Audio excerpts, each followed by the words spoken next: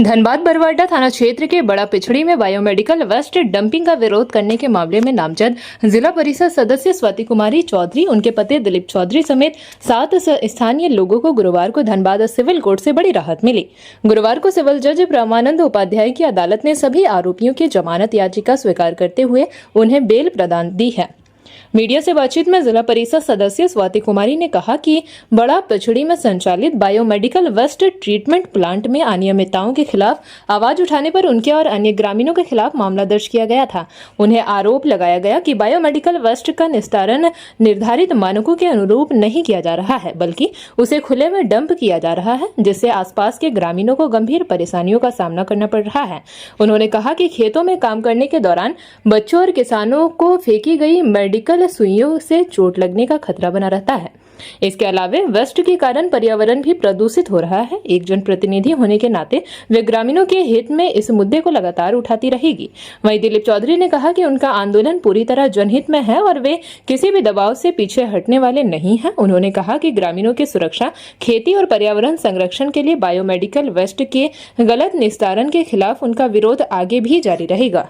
हम लोग बड़ा पिछड़ी में जो जन आंदोलन हुआ था बायोमेडिकल वेस्ट को लेकर, उसी पे हम लोग को केस हुआ था, उसी में हम लोग को बेल मिला है। आज कितने लोगों पर केस हुआ था? लगभग 7 लोगों पे केस हुआ था।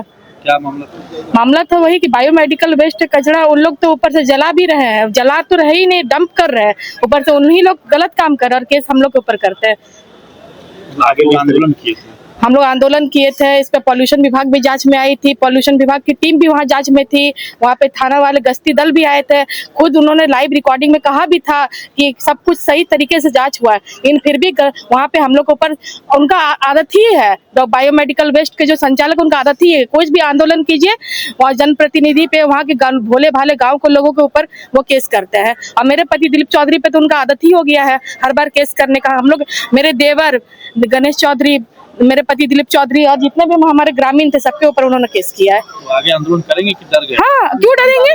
आंदोलन चालू है और चालू रहेगा, चाहे जितना भी केस करना है वो कर ले, हम लोग डरने वाले नहीं है।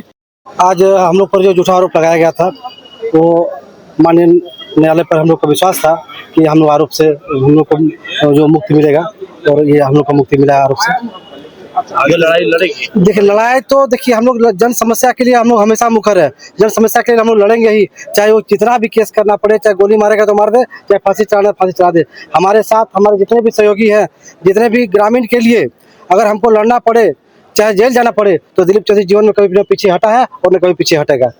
तो शहर का कचरा ग्राम में जो है सो थोपा जा रहा है, इस पर आप लोग विरोध किए थे, आगे विरोध किस तरह होगा? देखिए, दिलीप चौधरी वहाँ कोई अपने निजी मामला के लिए, चाहे निजी स्वार्थ के लिए विरोध नहीं किया था। वहाँ जन समस्या था। आसपास हमारे पंचायत में 10-12 गांव के बीचों बीच बायोमेडिकल वेस्ट को खोल दिया गया है, और धनबाद, बोकारो, जामताड़ा, गिरिडीह, देवघर सारा बायोमेडिकल वेस्ट लाके खुले में फेंक दिया जाता है। बगल में खेती है, बगल में हाई स्कूल है, तालाब है, छोटे छोटे बच्चे खेलते हैं, किसी को नीडल चुभता है। खेत में लोग खेती करना छोड़ दिया है क्योंकि खेत में नीडल निकलता है, बंडेज निकलता है। ग्रामीण हम शोषित है।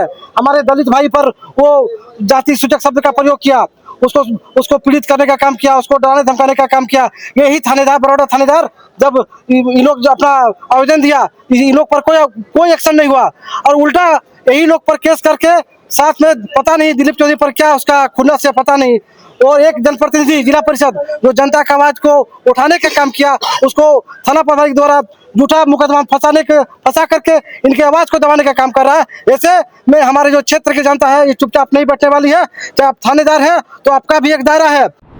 जेपी भारत लाइव, भारत की बात जेपी के साथ। वीडियो को लाइक करें, शेयर करें और चैनल को सब्सक्राइब करें।